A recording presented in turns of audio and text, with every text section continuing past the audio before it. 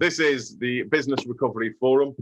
What we're talking about here today really is we're going to be looking at, and I'm going to use the phrase, I'm going to admit I hate it, the new normal.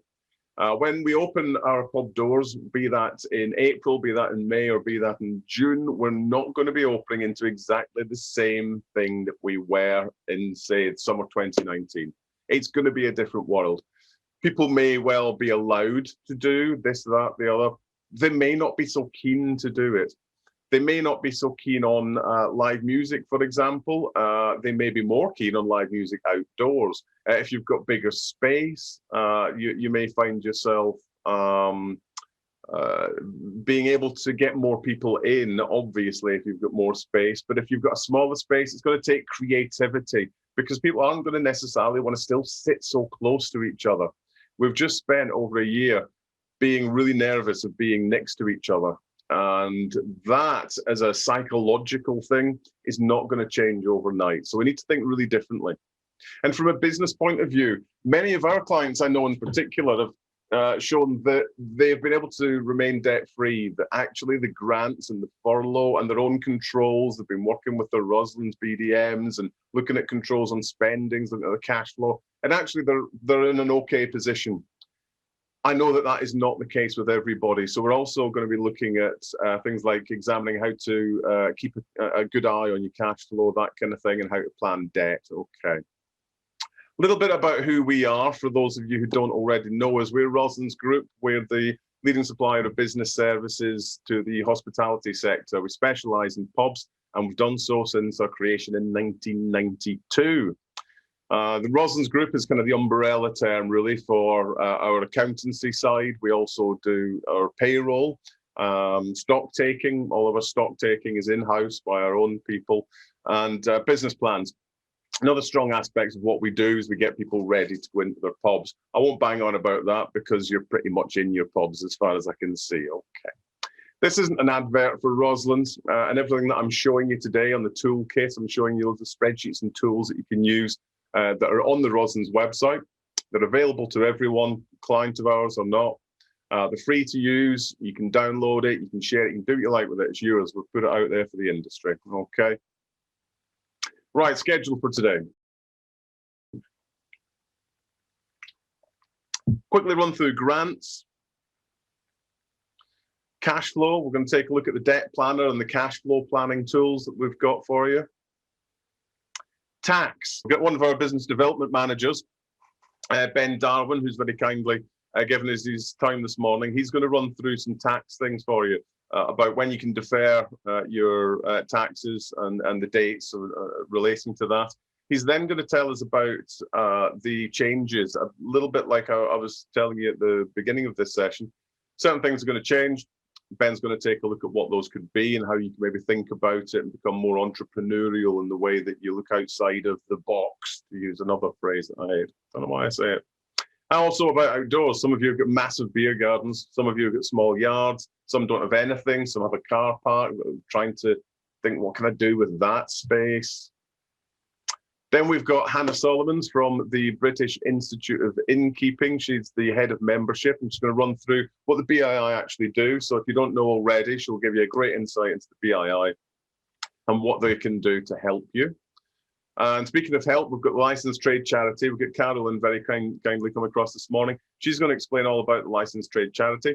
I've already found those sessions in particular to be fascinating because I didn't know a lot about the Licensed Trade Charity, and I do now. So yeah, stick on for that one. And then lastly, we've got the Q&A.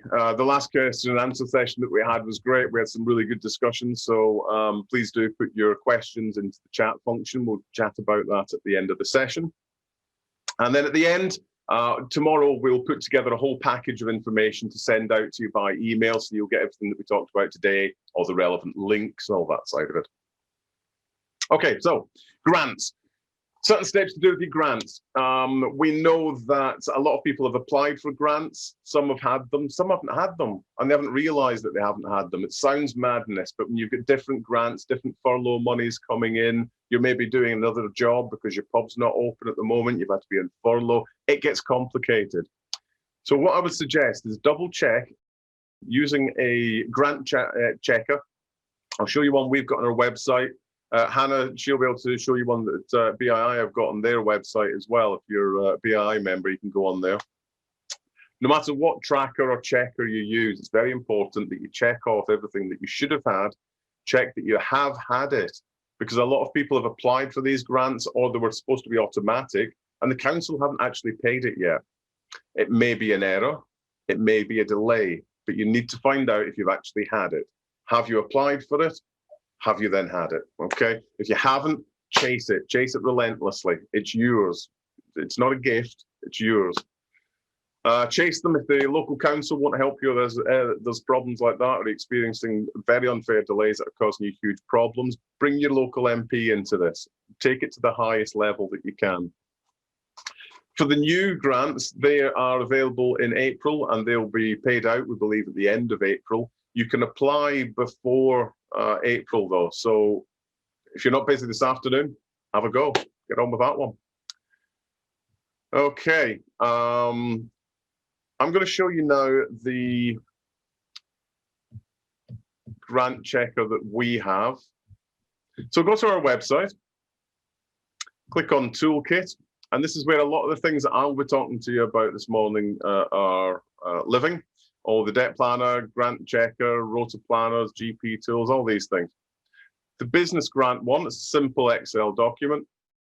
Whether you're based in England or Scotland or Wales, the only thing that's not covered in here are the new grants. They were a bit too new for this document to be added in. But it tells you, if you just hover over these, it tells you which each of the grants are.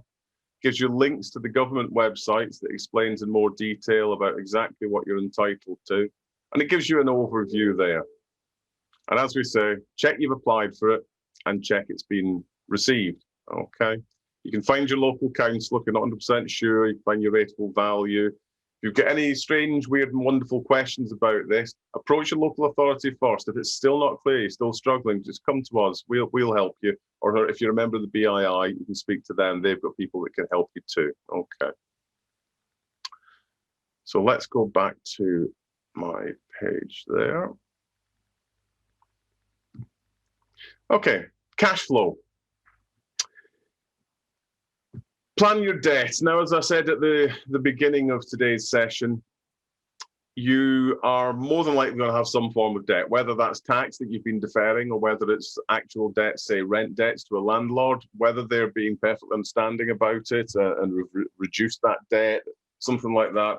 It's very important that if you've got any debt going into what could be quite a tumultuous time over the next year or so of trading, that you really get a great understanding right now of what that debt is. It's not going to help you to know that you've got something you owe, but not know what it is or how you're going to tackle it. That's just going to lead to you even greater stress. Okay.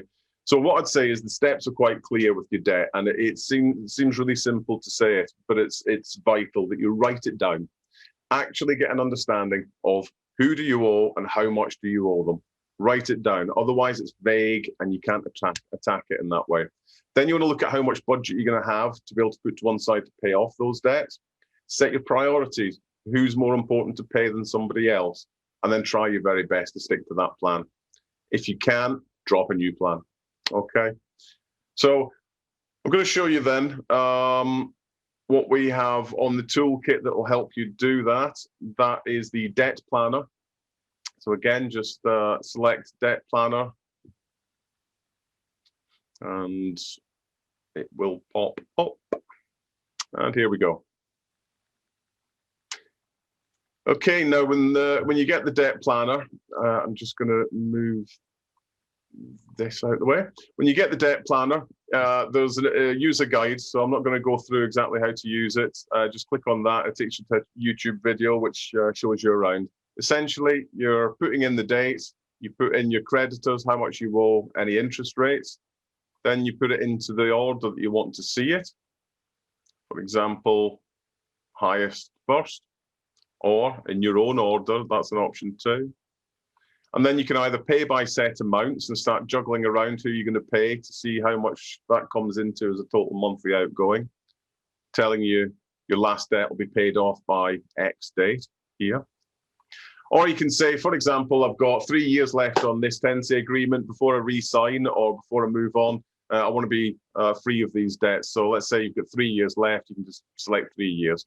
And that tells you how much you're going to have to pay on each thing.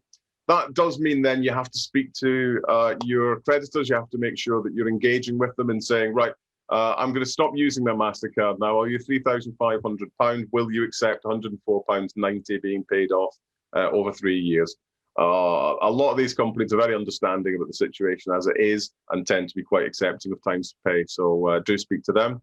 Remembering when you're speaking to HMRC that you may want to prioritize some of theirs because there's fines that would be associated for late payments. So look into that as well. Speak to your accountant about it. Understanding your cash flow and break even. Things are not going to be simple or straightforward. You're going to have to keep on trimming away at costs. And the only way you can do that is be very aware of what your costs are, relation to how much you're actually bringing in at the moment, what your GP levels are, and that sort of thing, okay? So another tool that will help do that for you is there too. Again, it's all free. It involves a bit of work and you guys actually sitting down and doing these things, obviously, or working with your BDM. If you're with Roslyn's, for example, you may well recognize this as a lot of our clients have sat down with their BDM online and already gone through one of these. Put in your costs. It's a great exercise to actually sit down and look at what are my costs? What am I spending at the moment on refuse? What am I spending on loan repayments? Put in what you're expecting to get. And this is a live document, guys. So once you've got this all filled in and you've got it all filled in here, you can change this on a weekly basis and actually see how that's working for you on a weekly basis. Put in how much you've got in your bank.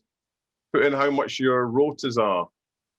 Remember, we've got a rota planner on there as well. That rota planner, you build your rota and it costs it for you as you're doing it. Great way of making sure you can keep on a set budget. You set your budget, write your rota.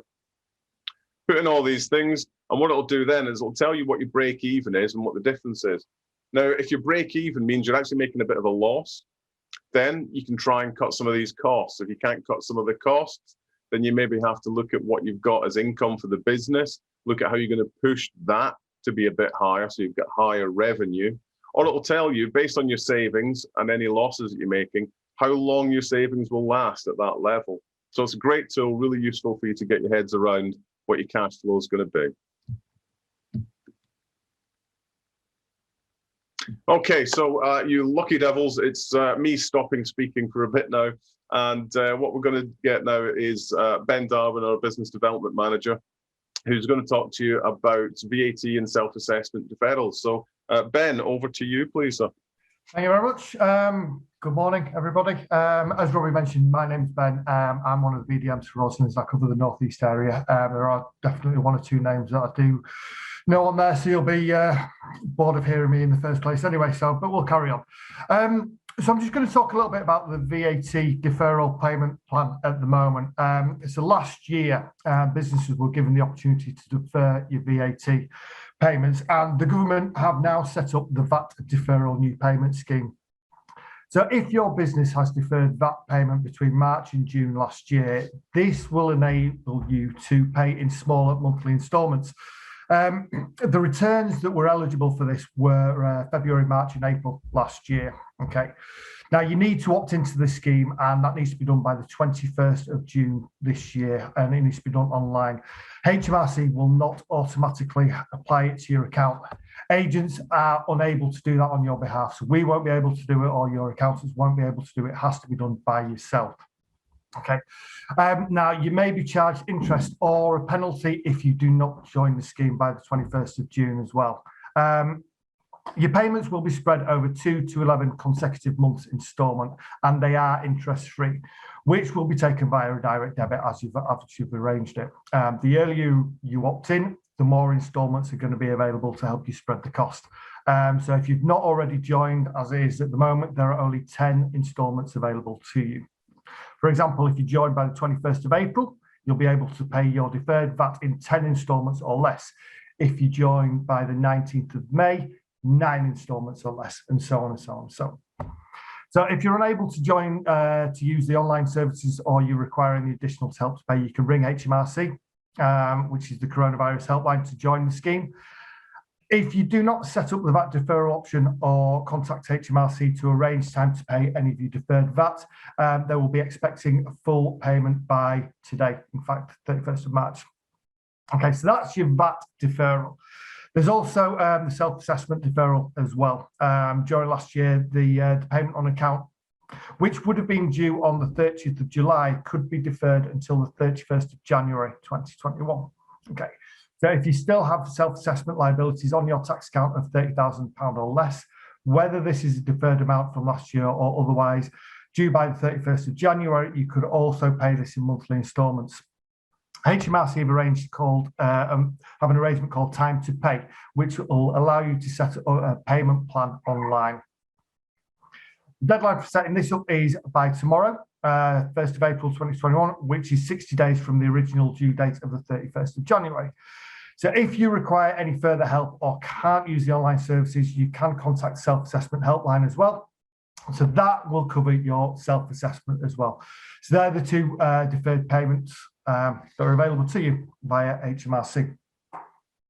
Okay, so moving on from that, I'm now just going to have a look at what changes have evolved, what has happened in pubs over the past year, what changes have we had to deal with, and what of those changes should we be looking at carrying on and continuing into developing the business in the future. So obviously, as we know, we've had to make a lot of changes, which means that we've got new ways of working, and also we have new ways that are going to make sure that we comply with restrictions and ensure that we can sustain as well. With all of these things, this could essentially be seen as possibly the biggest enforced change to our working practices ever. Okay, so with all of this, though, how much of this needs to be carried into the new normal? We've seen a huge change in the industry, but there's also been a big change in working practices right the way across the board. 48% of the working population during lockdown were working from home. So this has resulted in more demand for food and drink being sourced locally, but also for quick and easy food being delivered. So this is an area that's obviously become quite prevalent as well, with more and more healthy options available via delivery services. So we're not just talking about your traditional pizzas and Chinese and Indian takeaways that are available. Deliveroo, in fact, report an increase of 282% in healthy alternatives during the lockdown period. So this may well be an area that we need to be exploiting. If you've not been able to offer food, now may well be a good time to introduce a small menu that could be either delivered to your customers or in fact picked up as well. So these reports suggest clear indication that having a food offer available for consumers off-site could well be an area to move into. It keeps customers engaged with you as a business and also would satisfy the want that people have wanting to support local businesses. Hospitality UK actually report that 33% of people have indicated they want to support local businesses and local hospitality. So a good takeaway option could well be an option for you to do that if people are still a little bit wary of physically coming back out to the pub as well. If you're already doing takeaways, you can consider also earlier opening time for food deliveries. Order times for Just Eat have shifted, with lunch orders now being taken from as early as 11 o'clock rather than kind of 12 o'clock onwards and continuing throughout the day. Early evening orders as well have increased from around about 5 o'clock also. So this is reflecting of the people working from home and changing their shift patterns and what they want. Clearly, they want the convenience of good quality food being delivered directly to them. So is your traditional residential area where you wouldn't be engaging with people from 9 to 5, are they now awash with people who are looking for the local pub lunch or looking for local deliveries as they're working from home? Can you be the ones that need to offer this? Now also would be a very good time to look at your menu and make any changes. Considering the range of products that are on your menu, a small offer with less prep time may well be of more benefit than a larger selection as well. Less prep time would mean faster turnaround, which will benefit you if you go down the road of having specific time slots for customers coming into the pub as well. If you're reducing your menu, we need to make sure, obviously, keep on top of your GPs as well. Cost out all your dishes and compare all your prices with your suppliers as well. Make sure that the prices that you had pre-lockdown or in previous months are either the same, or do you need to adjust your pricing also? Okay. So another part of this is obviously social distancing and the measures that have been brought into play that we need to be considering. There's an unsurprising expectation that pubs and venues will have to have strong COVID-safe measures in place when we reopen. Whilst there's the thought that after the 21st of June we'll be back to some form of normality, it's very likely that people will still expect to see things like your hand sanitizers, screens, face masks and one-way systems in place. It's actually reported that the most expected measure is to ensure that tables and seating are set up a good distance for each other so that we have that social distancing in place.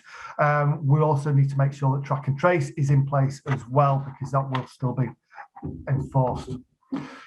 So looking at where we're thinking about your seating plans, moving tables further and further apart will clearly have a knock-on effect of reducing your overall capacity. In order to maximise the use of these tables, we need to possibly think about booking systems. Can they be implemented with specific time slots, so 2-hour time slots, 3-hour time slots for each table? In a survey carried out by Backtrack, 61% of customers say they would plan their evenings out more thoroughly, but almost half are more likely to pre-book visits. This would mean more efficient turnaround times of tables, helping you and your staff, but also with guaranteed seating times, less bustle of getting into the bar. It's an easy solution to keeping the customers happy. To go with table booking services, can meal orders also be placed in advance? Means that dishes can be prepped before the customer even arrives, reducing waiting time and providing better, safer all-round experiences. Now, there are a number of apps available to you that can be subscribed to, offering table ordering services. Menus and products can be uploaded to the app, and customers simply logs on, selects their order, and then sends to one central control point. They can also be set up with payments via the app as well, resulting in direct payments, less cash on site. Now, there are a range of apps out there. A quick Google search on that will bring up a number of these apps. Some will charge via by transaction, a percentage per transaction. Some have monthly fees. It depends. You need to think about what works specifically for your business. Okay. So pre-bookings and the apps won't only be beneficial to customers as they're allocated their specific time slot and have their meals brought to them as they're sitting down. Can also help with one of the biggest costs to our business, which is your staffing. With such uncertainty regarding customers returning, whether they will be returning, how often they're going to be coming back, effective rota planning is going to be essential to helping the businesses survive. Ensuring rotas are fully costed out will also help on these waste percentages. As Robbie alluded to earlier on, rota planning tools are available on the Roslyn's website as well, which can be invaluable to looking at how much will you be taking on a week-to-week basis. Can your skeleton staff rota cover that cost, or do you need to increase that? Or what do you need to actually achieve in order to cover the cost of that particular rota? Okay. Now, another thing that we've been looking at is diversifying your business as well. Now, it's a great way of keeping the pub moving forward. So during the lockdown periods, publicans have been trying all sorts of alternatives to keep running, from deli counters, turning themselves into village shops, offering artisan baked goods as well, just to name a few. You making good use of your kitchens. Are these options viable to continue, or should we keep going with them, or should they be encouraged? Now, as mentioned earlier, with more people working from home and in the local area, being able to provide these additional services could encourage engagement with customers who've not already been using your pub or not used you previously. Okay, offering something slightly different and which customers may not have thought about could easily provide an extra revenue stream as well. However, we need to think about the cost implications, and not only the financial costs. If it means that you're providing a deli counter and you're setting that up over, say, 5 tables, are those 5 tables better being put to better use by actually having your customers coming back in? So could you reduce the size of your deli counter, but then are you providing the full range that you have been doing during the lockdown? So we need to consider all of those points when we're thinking about diversifying and moving forward as well. Okay. So our Roslyn's survey that we carried out during the first lockdown showed that around about 50% of people want to return to the pub as soon as possible. So with that in mind, and the easing of restrictions from April the 12th, allowing up to 6 people to gather outside areas, means that outside seating is another area that needs real close attention. So not all pubs are going to be blessed with good outside areas and large scenic beer gardens. So we need to think about how are we going to make the best out of the outside area. Okay. So initially you can think about developing your car park. Okay. All too often we see large expanses of concrete sat at the side of the pubs, which provide ample space for a good quantity of cars, but are only in fact being used by 1 or 2 at a time. So can we use that to create additional space? Getting in touch with reps, your suppliers may well be able to offer branded barriers that can be sourced, and then we can obviously put those out, put a sectioned area of your car park to one side, using, as I say, barriers, potentially even good sized potted plants. AstroTurf as well is a good option for laying out a specific seating area for your customers rather than using the cars as well. Now, in order to do all these, you may need to speak with your licensing officers to check on any restrictions that you may have to your car park or your usable space, and whether that is included in your license as well. Okay. So also with thinking about your outside area, as mentioned earlier on, your layout and seating plan. We need to think about the layout of your outside area. Has it been left as it always is, or has it always been? You need to potentially consider the flow of traffic, both for customers and for staff. As mentioned again, whilst everyone's keen to return to the pub, we still need to make sure that we have these kind of effective control measures in place so that people, as a one-way system, enough space between tables, and think about that as well, rather than just leaving your outside area as it has been previously. Also need to consider, if you've got quite a large area, how are you going to number up those tables? Are you going to do them in sections? Are you going to have potentially like a coloured area, or make sure that the tables outside are numbered separately to moving them from May onwards, separate to inside? Okay. With that as well, we're thinking about the seating and furniture. Is the furniture that you've got appealing and comfortable? Whilst the traditional pub picnic tables serve a purpose, they can be quite big, and they're really going to be fit for purpose when accommodating for a family of 4, when it could be used for, say, a table of 6, 3 separate couples all coming out for something to eat together. Therefore, you could potentially think about smaller bistro-style tables on offer, giving more covers, but still with an acceptable level of social distancing as well. Okay. Rather than spending vast amounts on your bounce back loans on seating, can you be looking at pallets as well as on the screen at the moment? They're a great way of just creating comfortable alternatives and relatively cheap to do as well.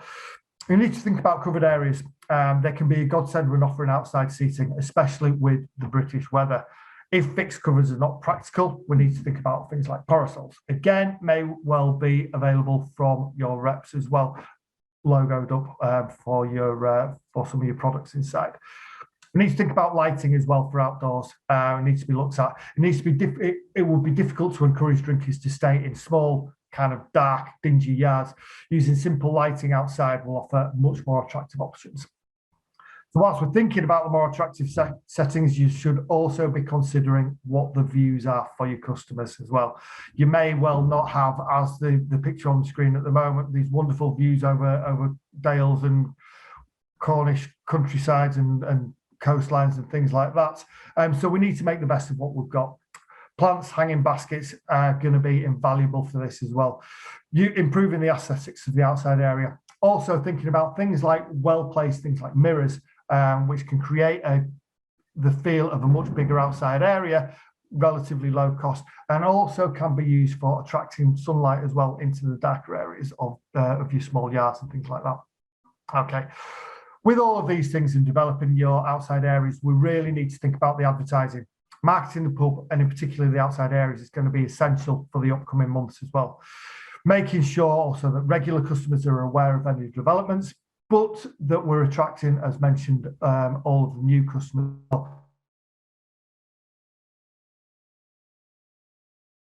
is going to be crucial for that.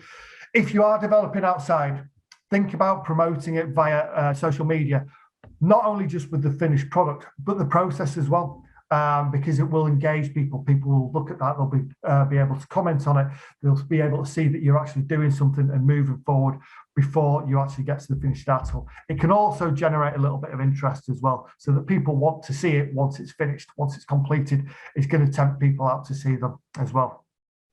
If you've got a pub that's on a main road and you've got a garden to the rear, make sure that it's advertised out of the front of the pub as well. We've seen all manner of pubs that have got these little hidden gems of gardens, which they're hidden gems, which is fine. But if no one knows about them, then there's no need for them to be there. You may as well not. Okay, so you need to shout about them as much as possible. Okay. With all of these things as well, we need to think about future use. Development of the gardens at the moment, it's not just going to be about covering from 12th of April up until May when you can open up inside. It's going to have to carry on as well. It's a great promotion for you. We've got the Euros coming up. Hopefully we're going to have a good summer. We need to utilise these gardens moving forward as well. Good promotions of the gardens now will only benefit you in the long term as well. Okay.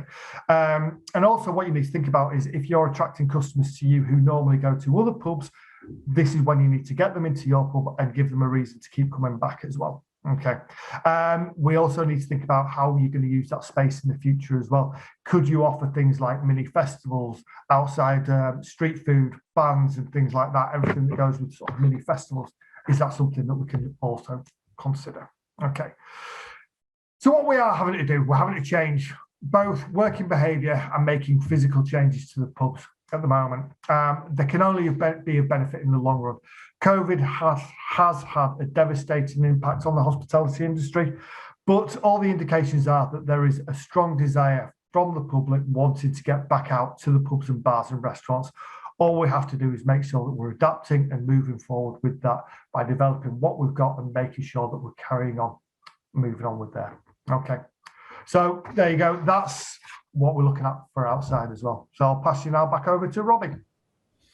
Well, thank you very much, Ben. That's great. That's a large part of what we wanted to do today is just to give a few things for people to think about. Obviously, we can't cover exactly what each of your pubs are going to be looking like or what facilities you have, but the more things that you can have as a I could think about this or I could think about this is a way to then putting together a plan.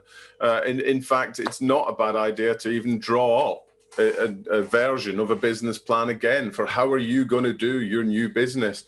We've got a business plan template on our business plan page on the website. Have a look at that and see if you can maybe build around a new plan for what you're going to be doing going forward. Okay, so next we have Hannah Solomons from the BII, who's very kindly going to run through what the BII can offer publicans. Hannah, over to you. Thanks, Robbie. So many of you may be members already of the BII, but just as a quick reminder, so the British Institute of Innkeeping is in its 40th year, and we are a charity and a membership organisation for the licensed trade. So we provide independent support, business support predominantly to licensed trade, licensees, tenants, publicans, and we currently have over 9,000 members. So that's roughly 1/3 freehold, 1/3 on tenancies and 1/3 on leases. So quite a good mix of different membership types. Next slide, please, Robbie. One of the things that we do in the background is we collaborate with other industry bodies, so BBPA and UK Hospitality, as part of the One Voice group. And the aim of that group is really to take the voice of the hospitality industry to government and to make sure that your voice is heard.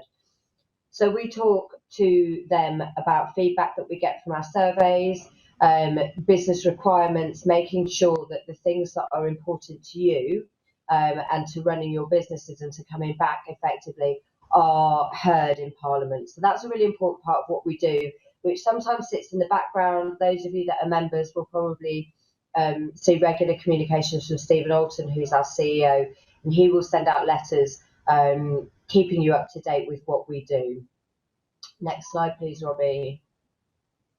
I do feel like Chris Whitty here.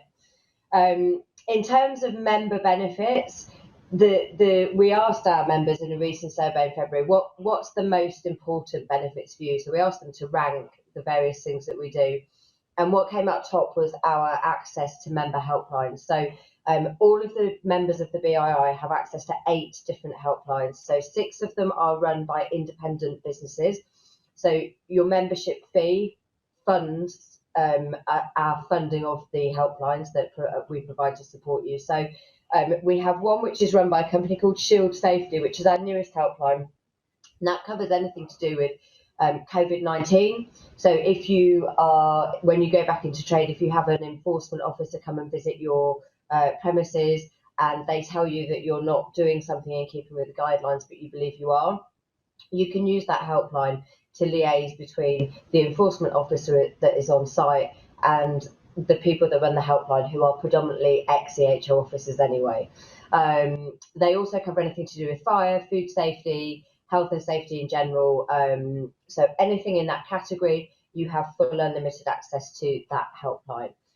The other really popular helplines are the HR advice. So that's run by a company called Bayani Law, who will give you employment advice on anything from furlough to redundancy to contracts and disciplinary issues. So anything sort of HR and employment law related.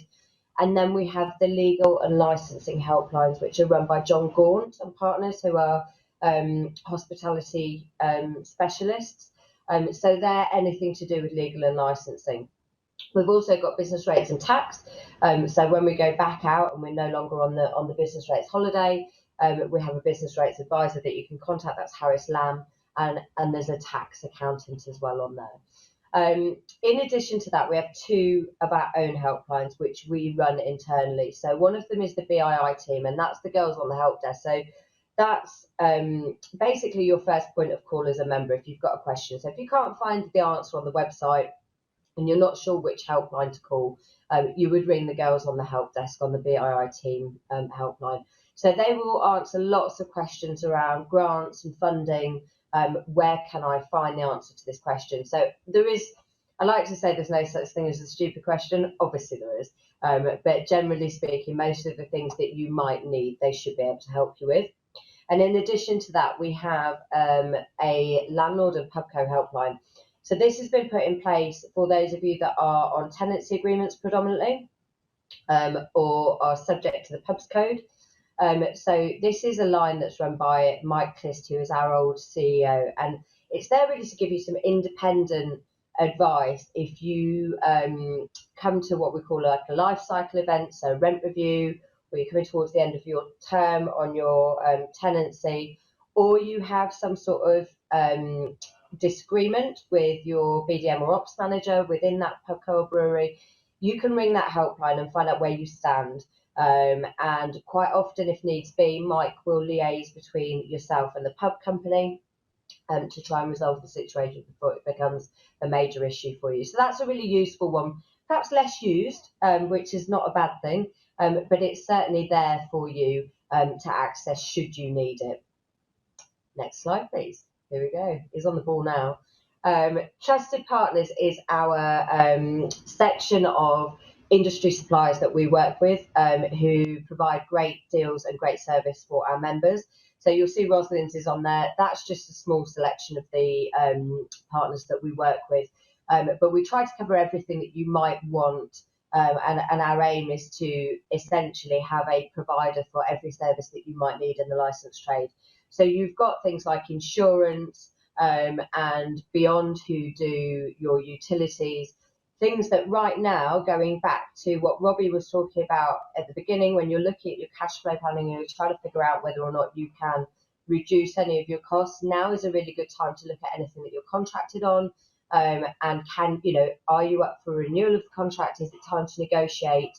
And is there a better deal out there where you can reduce your overheads? In addition to that, we have all of the tech partners. So if you're looking for payment systems to support a new way of working where you're out, so you're trading outside and you need a wireless payment terminal, we obviously have trusted partners that will provide that for you. Next slide, please. Robbie mentioned our support guides earlier. So one of the things that we've done, which those of you that have been members for a long time of the BII will probably notice that we have had quite a significant change of pace in the last sort of 18 months in terms of the style of content that we've been putting out there. Now, one of the most popular things that we have done in the last 12 months are our interactive guides. So we have a regular catch up with the girls that run the main help desk to track what kind of inquiries our members are making and what issues that they have that they need answers to. And when we spot a pattern, so we see a lot of members asking questions around the same thing, we now produce an interactive guide which goes onto the website in the interactive guide section. The most popular one was our grants guide, which Robbie referenced earlier. So that was a really, really simple to use interactive guide on what grants were available to you based on your rateable value, what were the deal around them, and some links where you could automatically apply for them to your local authority. Alongside that, we did a tracker, so you could track where you were up to with the grants. Since then, we have introduced a whole host of different interactive guides. So we've got the 4-step roadmap, which is obviously the government roadmap that we know we're about to enter step 2. We have a social media guide because we got some feedback from our members that they'd like a little bit more support in terms of how to market their businesses on social media. We have grants that cover all of the recovery loans, job retention schemes, and then our most recent one is the reopening checklist guide, which I have popped during the session so far some links on the right hand side in the chat pane for you all on the various things that are available. But again, all of these guides will link through to the relevant places where you can find the guidance on there. So you've got lots of things to look at as members. In addition, very similar to the Rosalind's toolkit, which I put a link in the chat for you earlier, the BII members have their own knowledge bank, which does contain some of the similar stuff. So GP calculators, some stock taking sheets, blank bar tariffs. But in addition to that, we have all of our updates and guidance on the COVID guidelines, the government protocols, and a number of printable posters. So for those of our members who are not au fait with graphic design, we have created a selection of posters that can just be printed off and displayed around their premises, as well as obviously all the sign-in sheets. So I noticed someone mentioned, I think it was you, Mark, earlier mentioned that there have been some changes to track and trace compared to where we were at previously. So previously, when you displayed your QR code or you had your manual track and trace, only the lead guests needed to sign in. It's now a requirement that every member of the party who's over 16 individually will use either the QR code or the track and trace sheets, and that is the responsibility of the publican. So that's really important. So thanks for raising that, Mark, because that's a very important part of what you need to know going forward. Next slide, please, Robbie. In addition, our HR partners, Biani Law, and our legal partners, John Gaunt, have created a staff contract builder, which is available to all of our members. So going back into trade to make sure that you are compliant and that all of your staff are on contracts, we have the option for all of our members to be able to go online and use the contract builder as many times as they want. And again, everything on here, once you've paid your membership, is free of charge for you as a BII member. So that's really important because that will keep you up to date with the latest HR guidance. Next slide, please, Robbie. We also send out some comms to our members. So we try to keep it to the relevant comms rather than sending out lots and lots of emails to you every day. So we have an email that goes out on a Monday called In Focus, and it basically tells you about any government announcements, any major changes or updates to protocols and legislation, and anything that you really need to know, I guess. Now we did send that out more regularly during the pandemic at the height of the government changes. but at the moment we're keeping that to a Monday. So those members who maybe don't receive that, there's a possibility that you may at some point in the past have unsubscribed.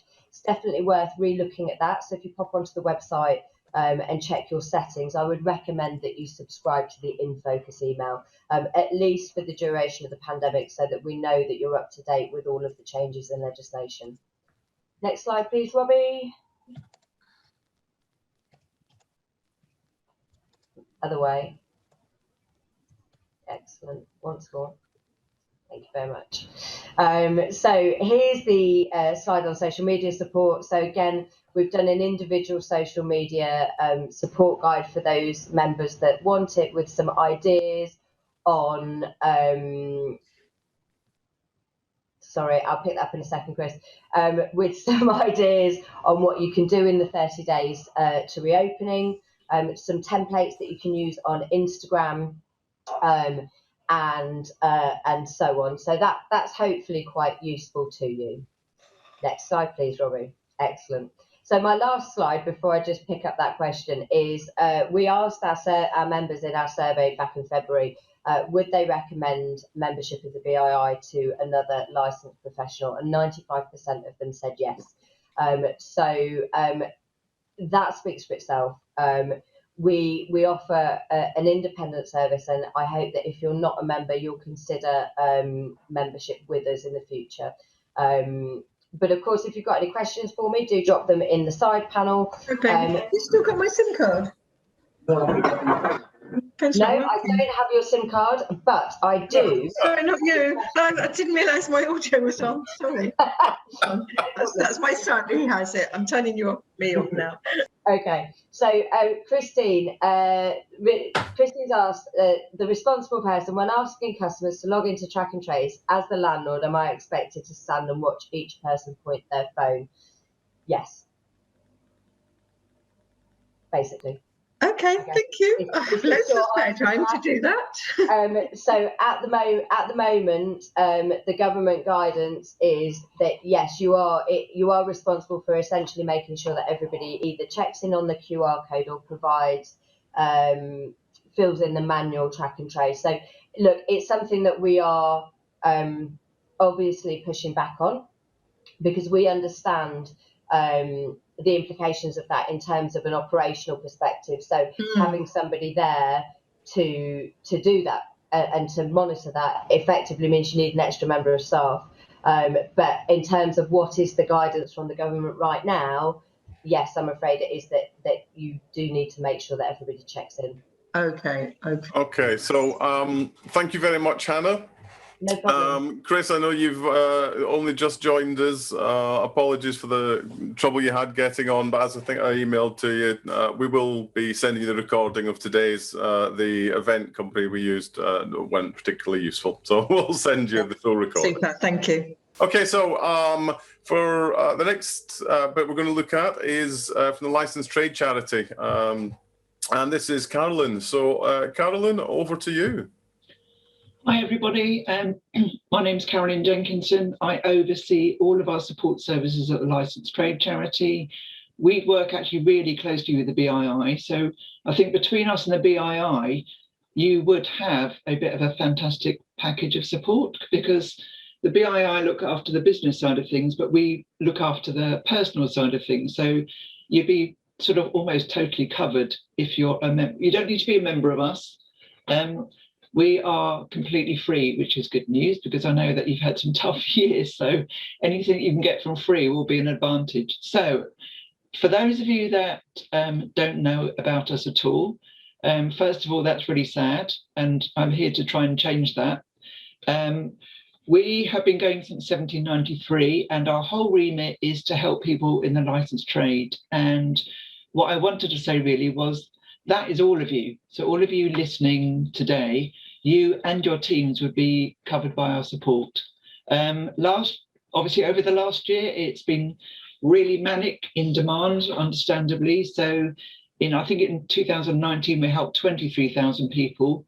In 2020, it was 73,000 people. So as you can see, there's a big demand for us. So if I just go through these stats, we do support in many areas like mental health, housing, education, training, employment services, and money.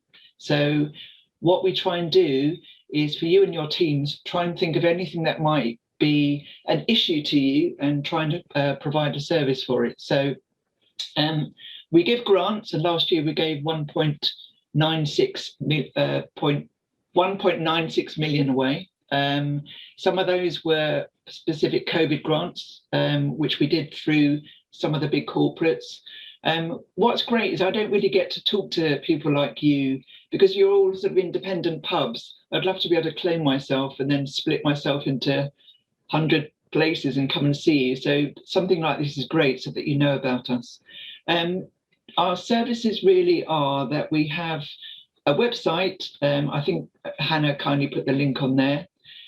We have a helpline, which is completely free of charge. The number's there on that poster where it says time to talk.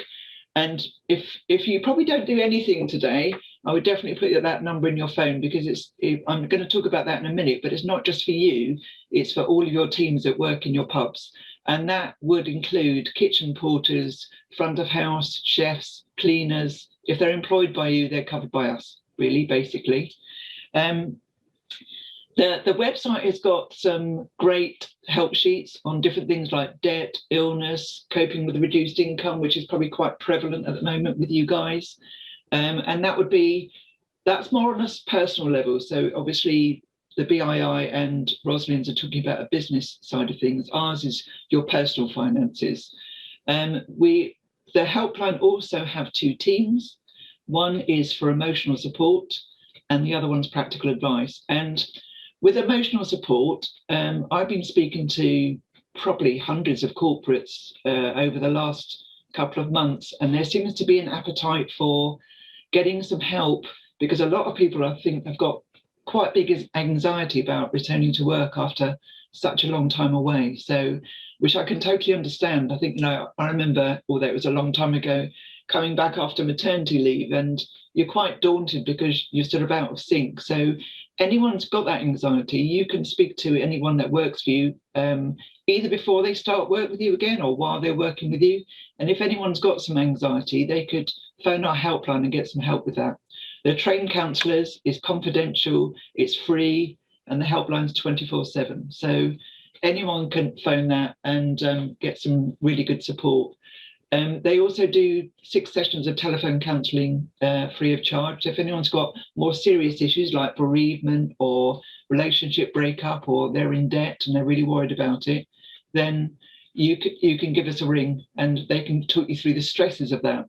The practical advisors are like trained up to CAB level. So they can give you top line help in all the areas you can see on the slide. So mental health, housing, money, employment support, education. They would know a lot about, like, someone maybe worried about their housing issues. Again, while COVID's been on, it's known that private landlords, weren't be able to evict anyone because obviously they put a hold on it, and a lot of the mortgage providers gave everyone a mortgage holiday, but that's not going to last forever. So if anyone's worried about their accommodation, they can phone our helpline and get some help to know their rights, how to go about things, to phone the landlord and not bury their head in the sand, because obviously housing is one of the most important things you can have, having a roof over your head. And with money, they can also advise people on debt. And we've got a benefits calculator on our website. So if anyone is out of work, they can see if they're entitled to any benefits just by putting some details in. And also we have some free help. We've just launched this really cool web app called Nudge. And Nudge is a wellbeing app, completely free of charge. We bought 10,000 licenses, and anyone in your pubs or yourselves is entitled to go onto the website and log in. And it's just a way of sort of helping you keep controlling your money. I know when you speak to younger people, obviously that's, I would have said quite a mainstay age for people that work in pubs. Usually the age group is like 25 to 35. When people talk to you about budgets and pensions, your eyes glaze over. But this app is really cool and aimed. It's almost been publified. It's aimed at people working the trade, and it does everything from comparing your bills to what someone else might be paying in your area, to saving for a pension, to saving for a holiday. Nearly everything you can think of, this wellbeing app would cover. So all you need to do if you want to log on and register for that is go on the website, go in the money section, and just put your name and email address in, and then you're registered. And I've used it because we always trial. If we form a partnership with someone, we always check it out first to make sure it's suitable for people in the trade. And I love it. You can put your profile in, and it then sort of analyzes what you might be paying in electricity, gas compared to other people in the same situation, and then it will nudge you and say you could be saving some money. So it's a really good app. With regard to mental health, again, I think that is going to be a bit of an issue. People have been lonely because they've sort of been isolating, or obviously been furloughed all these months. People may have had bereavements and lost loved ones due to COVID. There may have been relationship breaks up, and also, as I said, a bit of an uncertainty about returning to work. So we also provide free training for mental health. It's online. Again, it's on our website. It's really easy to join. And that is suitable for any team leaders, bar supervisors, general managers, assistant managers, new licensees, tenants.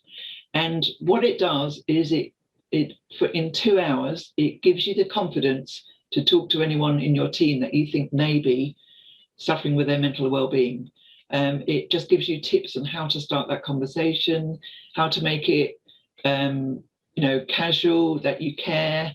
A lot of people are afraid of actually approaching someone they know is just not right, thinking that will make things worse. And I can say with a massive confidence that if you ask about it, it is always the way to go. And this training allows you to do that. It's run by the people that run our helpline, Care First. She's a really great lady called Diane. We've had some amazing feedback, and their sessions running right through to, I think, the end of June now, if you go on the website. And there's 12 places per session. So again, that's free of charge to everyone that wants to go ahead and learn about how to deal with their teams. We also have a management line. So anyone, I think one of the hardest jobs is when you've been newly promoted, I think, to a supervisor, because you're sort of promoted over your peers. And sometimes they will try and pull the wool over your eyes. And I think that's probably one of the hardest management positions to be in, because you're not one thing or the other. So any of those guys can phone our management line via the helpline and get any help at all about dealing with staff on bullying, harassment, them being late, sickness policy, disciplinaries, that sort of thing. Again, that's confidential, doesn't get back to the manager, and it just gives someone that extra boost. You might just need a bit of help in management skills, and that's all free to you as well. And then the last tier that we have is our financial support. So this one has got criteria attached to it. You need to have worked in the trade for 5 years or more, but if you have, you can apply for a grant in all of those areas you can see. So for instance, if we have a lot of tenants or licensees that have been diagnosed with a serious illness and they're not working, and you're self-employed, so that's going to be really tough. So in that case, we could do like a income top-up grant for either 3, 6 or 12 months. And it's not loads of money, but it will actually pay for essential bills and take the worry off you thinking you've got to work through things when maybe you might be having treatment for cancer or something like that. So that's available. Again, they are grants, not loans, so we never ask for the money back. And we get our funding, in case you wondered, by 3 schools that we run. So we've got, the school was actually founded in 1801 as well, so it's been going a while. And the fees from the school come back into the charity. So we're very lucky, really, that we don't have to fundraise, and that's why we've been going such a long time. So really, I suppose if I put it in a nutshell, we're a one-stop shop for issues that just get you down, and the whole reason for me to speak at things like this is if you don't know about us, that's a travesty, but you do now, and you can definitely take advantage of our help. That's me done. Thank you.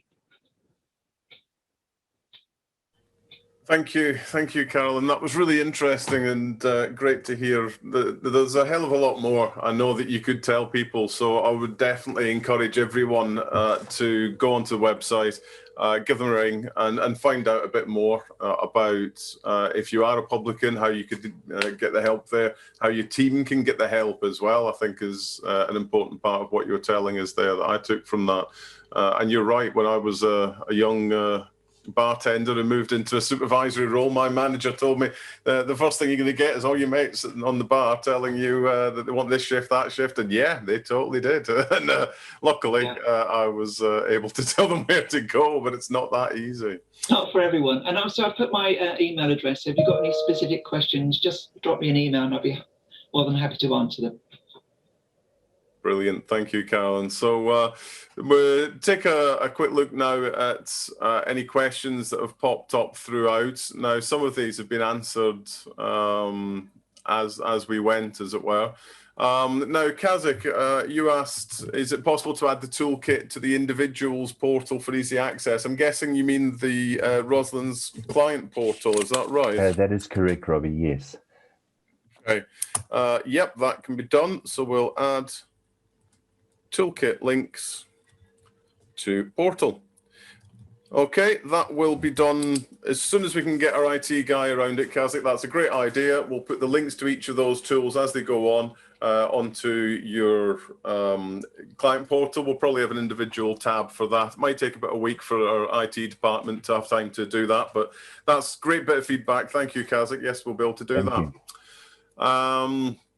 So Hannah's put links on. BII, will there be deferral options for company tax due this year? Yeah, for corporation tax, speak to your BDM, Kazak, because I know that you are a client of ours. That doesn't help everybody, but what I'd say is that HMRC have been pretty good about corporation tax returns, and if you can explain why you've had a problem, and you know COVID is quite a valid reason, they've been very good about giving 3-month extensions. Now, don't go to them and say, Robbie, Rosalind's told me that I could have a 3-month extension, but do contact them. The same with every tax department. They're going to get skittish if they think you're ignoring their contact or they think that you're ignoring their bill. If you get in contact with them, speak to them and tell them when you'll be able to pay it, things go a lot smoother, okay? So I would definitely get in touch with them about that. Thank you very much. No problem at all. A couple of changes, test and trace, Mark's mentioned, and yeah, Hannah touched on that earlier, and yeah, the requirements are very much that everybody has to do it as an individual now. As part of your plan, and I did mention earlier too, my advice being really redraw up a business plan for what you're doing. It doesn't have to be something official. You don't have to submit it to anyone. It's just part of being a better business person, being more entrepreneurial, is to lay out your plans for how am I going to trade through this next year of strangeness. Yes, in the chat, Carolyn's kindly put her email address there, so you can get hold of more information directly. There's lots of links that Hannah's put on there for the Licensed Trade Charity as well. Alan said, excellent presentation, really informative. I presume you're talking about me specifically, Alan, and nobody else. That's what I'm planning on taking from that. Thank you. We've had a couple of people just saying that they're going to have to run now. One person's got a school emergency, and I hope that's been sorted. I will send the recording out to everybody tomorrow, alongside a lot of information on what was spoken about today, some links, things that Ben was talking about, all that kind of thing. And there will be our contact details on there as well. So if there's anything you need help and support in your business with, please get in touch with Rosalind's at support@rosalinds.co.uk. We're happy to help wherever we can. Okay.